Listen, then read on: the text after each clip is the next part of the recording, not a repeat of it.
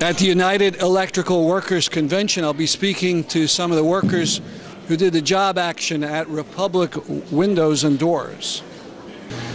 Armando, here in the East, we don't really know too much about what happened, but it seems like something very important happened last December at your workplace. Could you give us some of the details? Yeah, well, in the last year, around November, we find out the company was doing stuff like they move equipment in the middle of the night, and before Thanksgiving weekend, the company moved like 10 trailers from the Republic company and put like 45 minutes away. What's the name of the company? Republic Windows and Doors. So they moved 10 trailers and the weekend before Thanksgiving night.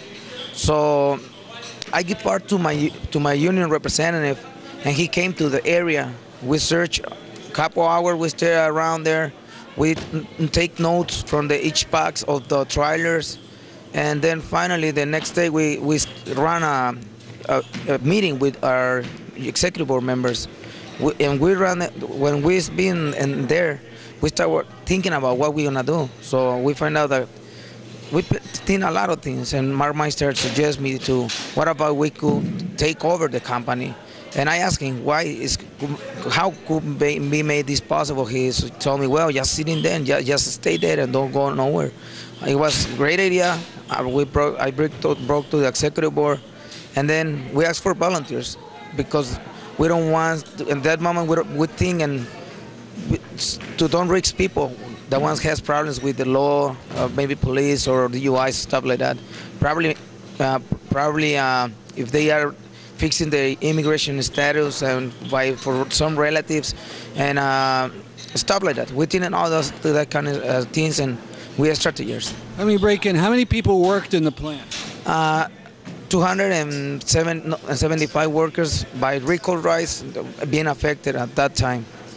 Okay, so I'm sorry I broke in. So then you made your plans, and so what did you decide to do with the people who were volunteering? It was like 6 people from 12, and then at that moment we started receiving calls from the workers saying the supervisors call in and say they don't want to show at their regular time, 6 o'clock, if not 10 o'clock, like 4 hours later. We call back the workers and say don't follow the instruction from the company. You come at 6 o'clock in the morning because you're gonna receive instruction from the union. So the next day we start the leaders going car by cars looking for volunteers to stay on the company. And a couple hours later we run a meeting and we broke to the membership and let them know that our plans. At that moment everybody know the company was moving stuff. We found out the windows of the company with wrapping papers and lock and change the doors, and so everybody realized that something weird happened. So at that moment we let them know the membership that the idea to the occupy. So how many people then occupied the plant? When we asked for those volunteers, and the first time when we broke to all the membership, it was like 45 decided to stay. On December the 2nd, the company told us they're gonna close operation on December the 5th. They said they don't gonna cover our 2 weeks.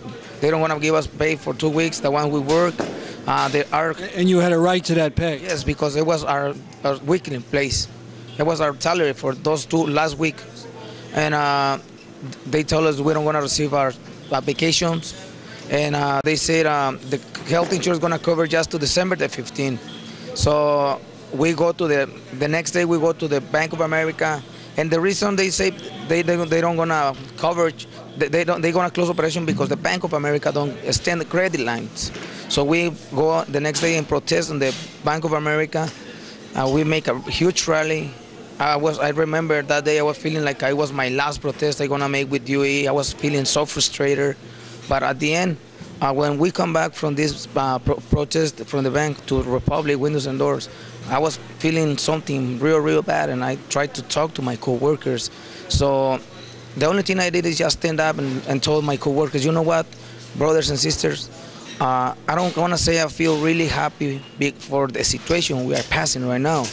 I'm feeling real bad, but you know what, I feel proud of you because it's the first time with my own local has a huge manifestations, around 150 workers walking around in the front of the Bank of America. It was raining, it was freezing, but we don't care.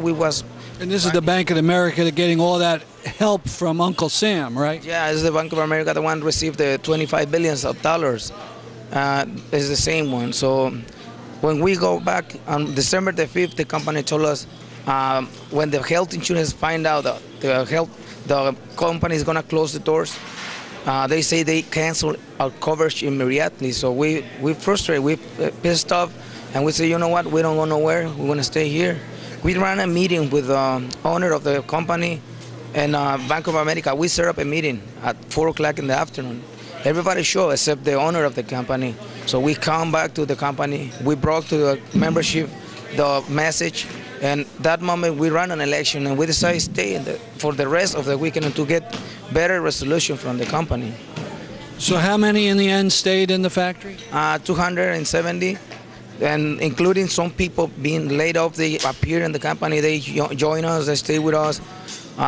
We create crews of people, ones for cleaning, to watch the doors, to cover the other necessities in the company. And one of the things was, like, I never see the company real clean like when we've been there. But our idea was to protect the assets of the company and the windows, and to avoid to somebody from outside break the strike and make us lose our demands. So after you stayed these days, what was the end result of your action? After 3 days negotiation, 6 days of occupation, we come out from the Bank of America with $1.75 million to coverage of our benefits and salaries, and health insurance, 2 months of health insurance under the Warren Act. So it was a big success. Yes, it was a big success. And then on December the 19th, we received our checks for all the benefits. Around December 27, I received a call from a guy from California, Sanibel, California, the owner of Sirius Materials, and he told me that he is interested to buy the company. I introduced to my union representative, Leah Fried. She talked to him, and then we go to the website, and we find out that it was a real company. So we set up a meeting with him. They came on December 28th to Chicago. We met in the airport. Then they went to next day, Monday 29. It was my birthday, and I told him, you know what? If you buy this company, it's gonna be like my birthday present. So he went to the company. He saw the equipment. He said, you know what? This is a great equipment. It's a really sophisticated machinery, and I could pay pennies per dollar for these machines. So he bought the company? Yeah, at the end, he bought the company. We got a contract with this guy for 4 years. He's going to respect our seniority. He's going to respect our salary.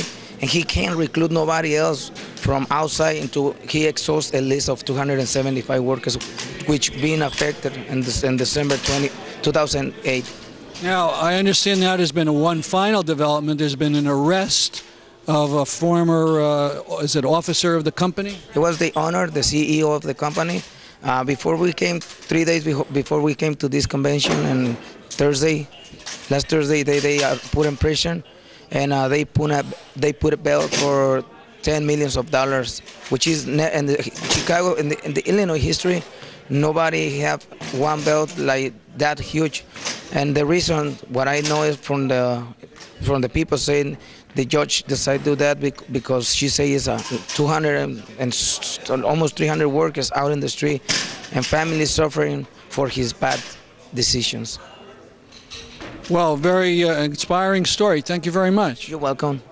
Thank you very much. Ricky, I wanted to ask you about what it was like inside during the occupation. How long was it again? It was actually 6 days, and it was really a dark time.